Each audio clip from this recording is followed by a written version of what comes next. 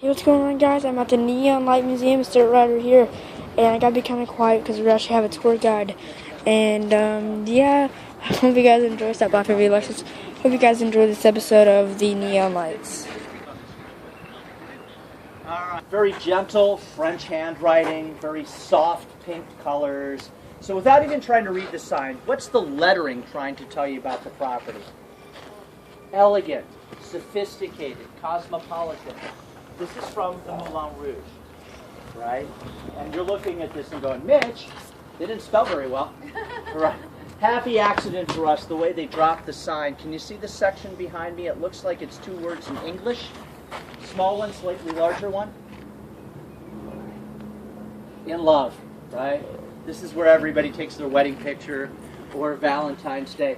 Now, there are two things you should know about this sign. First of all, the designer, Betty Willis. Has anybody heard of Betty? Oh, y'all know her. You do. Welcome to fabulous Las Vegas, 1959. Yeah, she did a lot of the signage here. She passed away last year.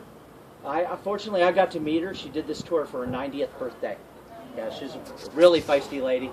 As you might guess from somebody working in the sign industry as a woman. Second thing to know about this, 1955, the Moulin Rouge becomes Las Vegas's very first integrated casino. Rackets here. He ends up running basically the illegal gaming in Dallas until they changed law enforcement administrations.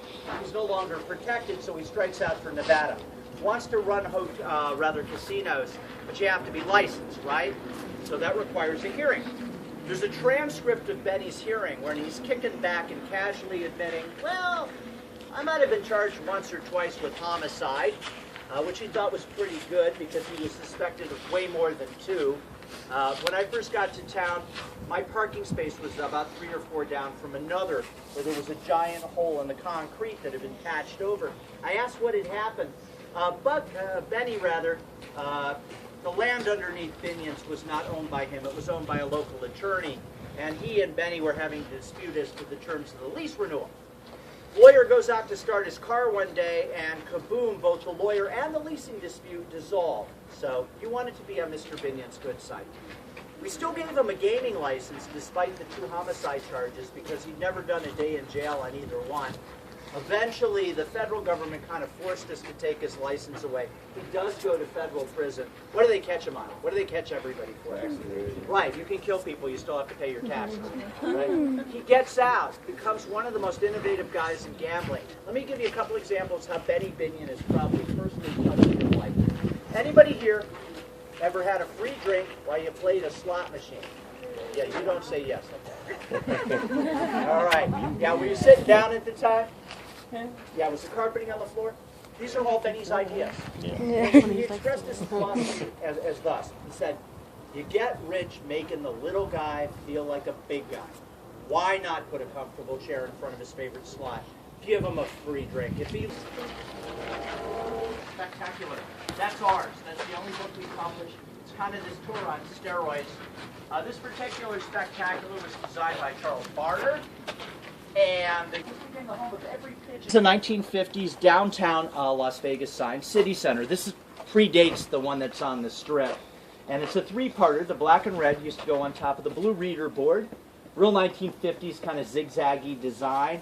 We think this was done by Betty Willis because of the steel cutout here. She loved to do these. So here we have a silhouette of a city which resembles Las Vegas. Never. I have no idea what city this is. Nonetheless, she put a neon tube behind it. It would look like there were people in the rooms. Gave it very homey handwriting so you'd feel welcome. This is the 50s. They're building the interstates. People are starting to blast by the old motels. And so to get your attention, the hotels are making signs bigger and more dramatic. This whole thing's a giant directional arrow pointing your way in. You can see it there. And this is still the era where they're hand-painting signs. Can you see how they kind of blew it here? You'd do better than that, wouldn't you? Yeah. Yeah. Now, there's a remnant from that era. It's at the top of the sign. And a lot of you have been very polite and spread out. Come on back to one sec. You can see they offered free aspirin and tender sympathy. So, this really worked. We had the owners on tour, and they told us that every month they handed out 3,000 packets of aspirin. Glass tubing. They work over... Oh, I didn't know he was asking.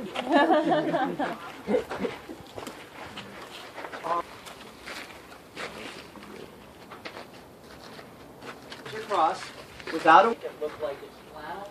Then they got it down here. What?